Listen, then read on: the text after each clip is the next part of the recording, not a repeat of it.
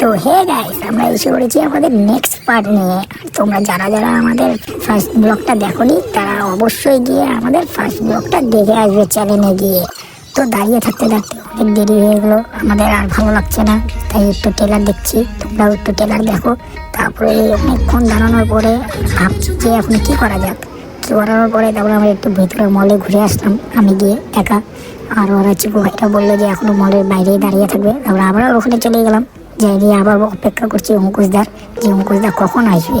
ও অনেকক্ষণ অপেক্ষা করার পরে আমাদের মঞ্চে উঠে গেল হচ্ছে বং মিডিয়া আর ঈশানদা। আর ঈশানদার এত সুন্দর সুন্দর গলার ভয়েস দিয়ে কয়েকটা গান শোনো তোমরা।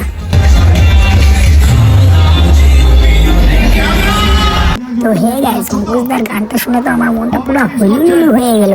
তো হে গাইস, ঈশানদার গান শুনতে শুনতে দেখি অঙ্কুশদার ওয়াইফের সাথেও দেখা হয়ে গেল। তারপরে এখন আমাদের ইচ্ছা হচ্ছে যে কখন অঙ্কুশদা মঞ্চে উঠবে। আমাদের তো মনটা পুরো এখন অঙ্কুশদা করছে।